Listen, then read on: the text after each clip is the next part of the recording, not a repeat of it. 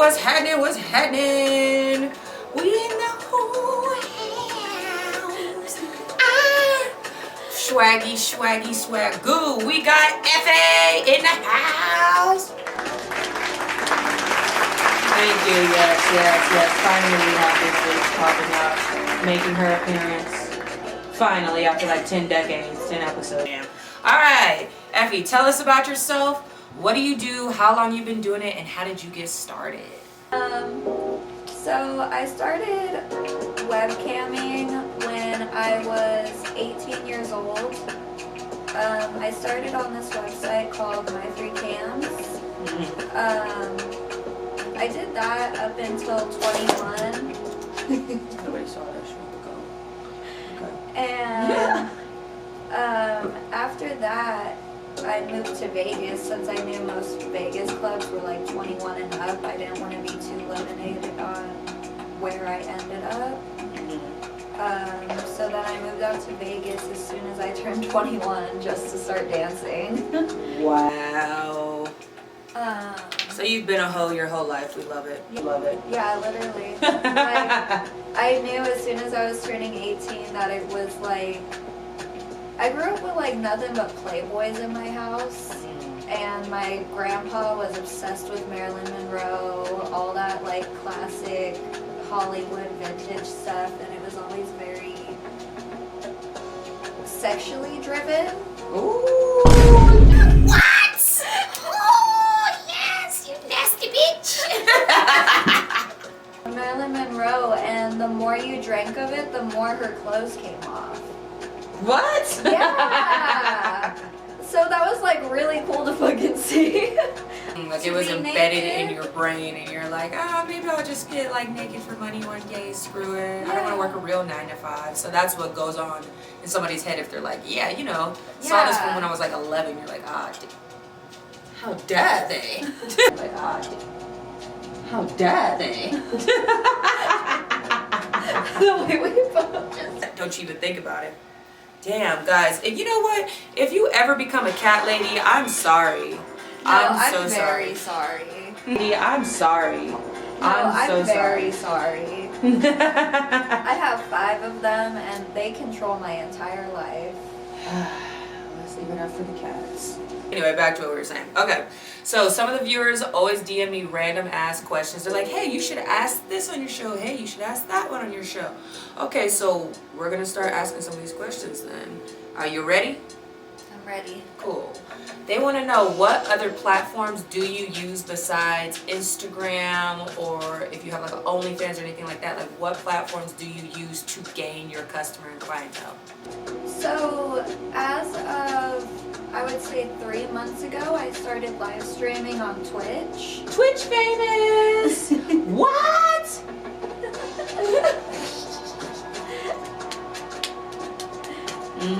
It's a lot of fun because I'm able to just kind of be myself and fuck around with games and just let my personality out. You know, you can even do things as simple as reacting to videos. You know, you don't have to be doing so much all the time. It's very interactive, so I think that's a good way to drive people to your other sites so they can kind of get more of a touch of your personality. That's good. And then, like, once they subscribe to your site, they know that they're subscribed. That is the nasty, sexy bitches. Like, it's Okay. Have you ever been traumatized from an experience in the strip club? Honestly, yes, but I don't feel like it's been in the traditional sense. It's usually more verbal than it is physical. I have a very comforting tone to me, so a lot of people just feel very like open with me. Like I get their dirty secrets within the first minute of meeting them type thing.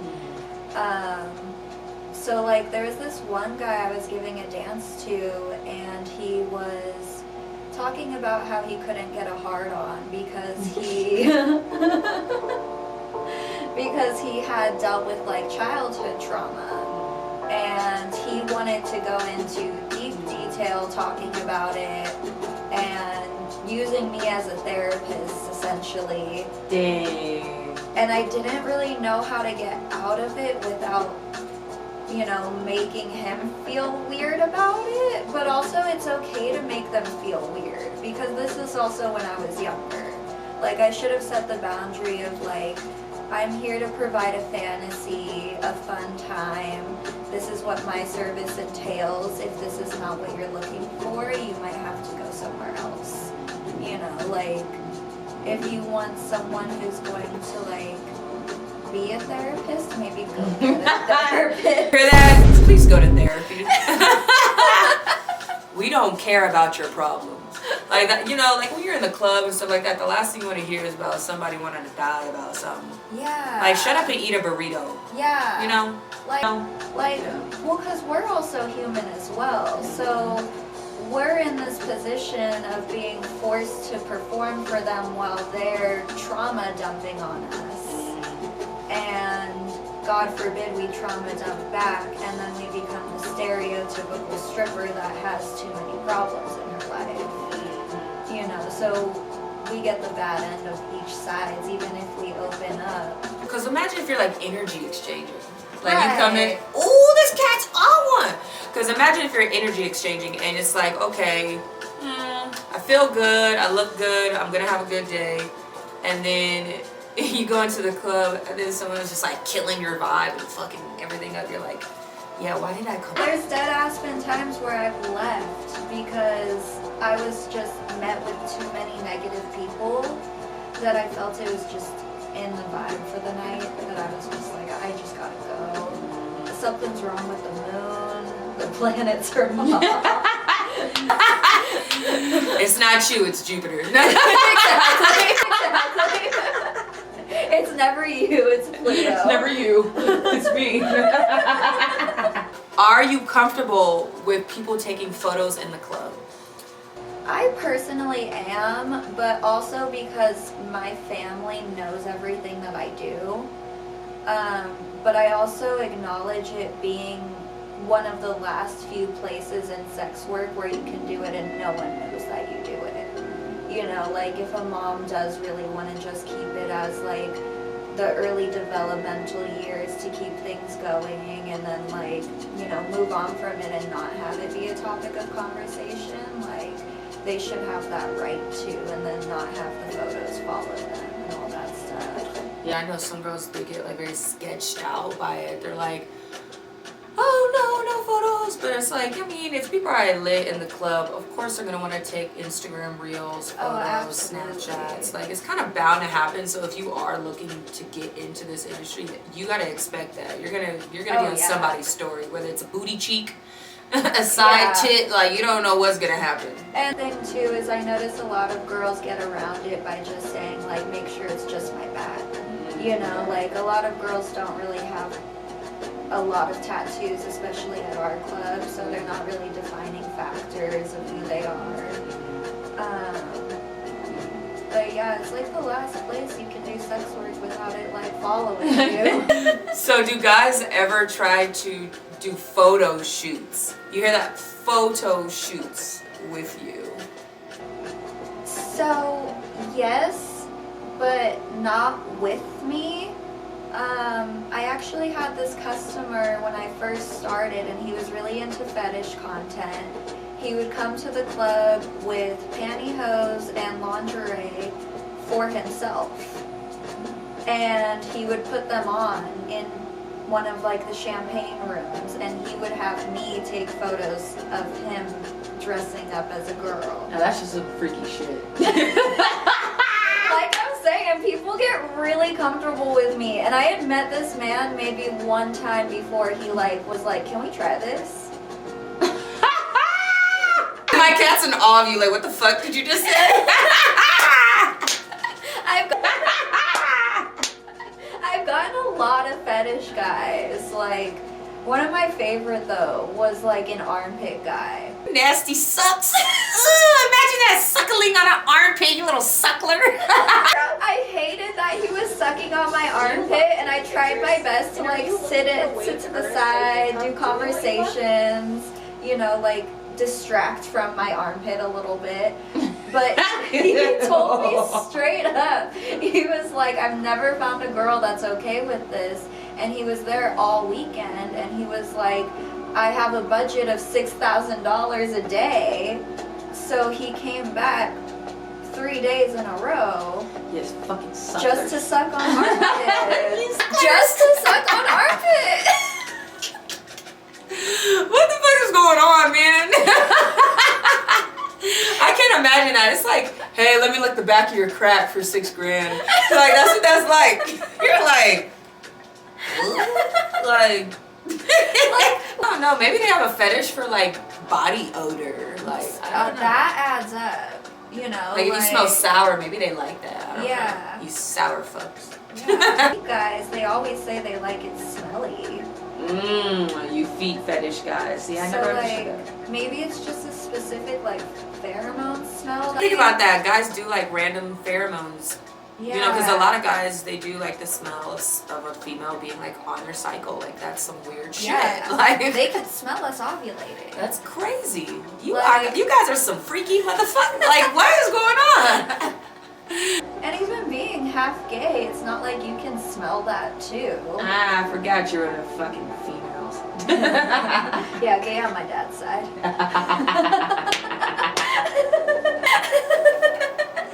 So do you prefer men or women?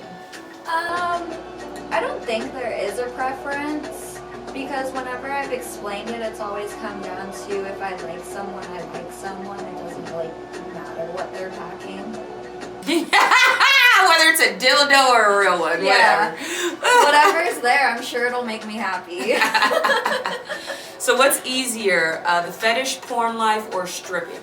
Absolutely stripping. But I think that's because I don't think porn was really for me. You know, like I'm more interactive with people. I like being face to face with them. And with porn, it's like you do one session with someone and you move on.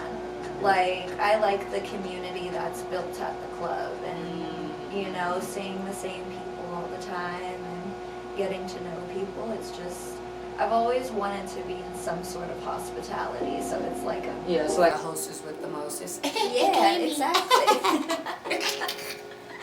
This says, what ethnic background is your main customer base? Whether it be Indian, Mexican, the all old American white guy, they want to know, what do you make the most money off of? Always the white guys and always the Asians. now that's different. Yeah, I think because like, for one, I give like little Texas girl vibes, but then for two, I also give Sailor Moon vibes. So it's like I find somewhere in the middle. Fucking Asian persuasion. That's hilarious. Hilarious. That is so. I would think Indian dudes would be like drawn to you. Like drawn to you. You would think so, but once I start talking, they're like, shit, she's kind of smart. And they're like, I don't like this. I thought you were 18. Being in a open relationship. I mean, I feel like relationships should kind of be seen more as like you build a life with some people, but also like you're not gonna get mad if they go out to get dinner with someone else type thing. We've kind of become too possessive of human beings in general, in my opinion. I just think that, like, you know, you wouldn't get mad at your partner for going to get a massage, so what's the difference of them going to, like, a strip club for a little bit of excitement? I would just be mad if my man spent money on someone else and not me. No, it has to I'm coming match. for you. No, it has It to has to match. match. If you're over here spending God knows what on females that don't even know you, don't even Yeah. care to get to know you, I'm your girlfriend. At least take me to the spa. I'm sitting here and I'm watching you throw bands on another girl. I should at least get double. Yeah, I'm your bitch. yeah. You get what I'm saying? Like, I'm available to Ain't you nobody at gonna all love times. you like I love you. Right. That Maybe that's some craziness in me. No, that's completely valid, because there's love and there's lust. And there's also mutual respect. That's and what I like mutual about that. respect too. I'm your girlfriend. At least take me to the spa. Yeah, no, I mean in a healthy relationship. Yeah. Like with a good back and forth. Like I Mhm. gave a dance to a guy one time and he said whatever the VIP costs, you get doubled out on your next spending trip. Like to his girlfriend, because it was like a birthday thing that they do with each other. So he got his fun and she got her fun.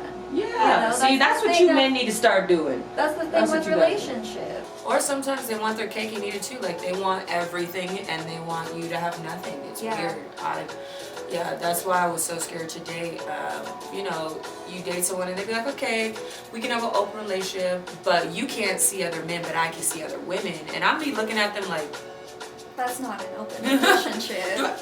What? That's giving me sister wives. that's giving me not- sister wives. that's- We're not sister wives here. No, like I'm not, move to fucking Utah if you Utah. want that shit. That's the thing is, as long as there's mutual respect and mutual like communication, most things can go right.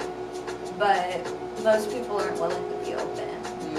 You know, they just are too scared of their own feelings and they're too scared to like voice irrational feelings, although sometimes the irrational feelings get you to a rational feeling. I don't think so, buddy. You over here slanging the wanging, the wiener schnitzel everywhere. And you telling me I can't go drip this taco? I don't think so. So if you're going to be slanging it to the east, I'm slanging it to the west. So, Absolutely. That's why I cannot do open relationship. I give you props on that one. I have never been the open relationship type. You know, like I've always say, hey, if we go have fun at a club or something like that, woohoo, let's get our little freak on. But Yeah. other than that, ain't nobody in this bed besides me. And if I find out there is, it's gonna be the Tasmanian devil. So I give you props on that one because I would go crazy. Okay. Oh, this is a good one. A customer in okay, so a friend of mine from Facebook DM'd me this question. He said, do all strippers have daddy issues? I love my dad. Dude, my dad is my homie. My dad is my real friend. My dad is my ride or die. Even though he's like annoying half the time. No offense, Dad. Yeah. But, you know. That's the thing about dads. You know. That's the thing about dads. Is like they're supposed to be annoying and give you a little bit of shit here and there. But no, I fuck with my dad. Like, you know, he knew what kind of kid he was making. You know, the whole apple doesn't fall far from the tree type of thing. Like, he's never lived a conventional life either. He started off in bands. He was in the military for a little bit, but not very, like, long as far as I remember. And then he started doing tattoos, and he's done that his entire life. So he's never worked a 9 to 5 either. Everybody did. Okay, how's the club now versus then? Like, have you seen a difference? Everyone that works there is a lot nicer. When I first started there was a lot of animosity between like cliques and just not mixing with other people and all that kinds of stuff. But I feel like now it's just kind of easy to get along with everyone. Like if I end up with a group of guys and there's a girl in there that I don't know, we always make sure to step aside and make sure we're both on the same page when it comes to pricing and, you know, what we're giving them in the dance and what they're expecting and if we're lying to them. Like, what's the backstory here? What's going on? Yeah, what's the backstory of how you got him back here? I just got here today. Fucking hoes. Fucking hoes. Alright, last thing. All the newbies always want to know, do you have any advice for all the newcomers that want to get into, you know, the sex industry, the porn industry, the nightlife industry, the stripper industry? What is the best advice you could give them? I would say the best advice I can give is trial and error. You know, like you can't really know what's going to work out for you unless you actually try something. Also, biggest one that I see all the time is people getting management companies. You don't need a man to run an OnlyFans. It is not that hard to run an OnlyFans. It's not that hard. Like, you don't have to be responding to messages all the time. You don't have to be a sex robot. You can still be your real life self and still have that online personality to sell. But having other people run shit for you, you're not really gonna learn how to run longevity in this industry. You'll probably burn out pretty fast. And just going into it with pure confidence. Everyone has a type, and not all types make sense, you know? Like, there's plenty of people that I find attractive, and I'm like, oh, I didn't know I would like that, you know? So it's just, don't kind of question how you look, more so question what you see wanting out of this industry. No. Dude, there you guys have it. You guys wanted Twitch famous Effy the baby.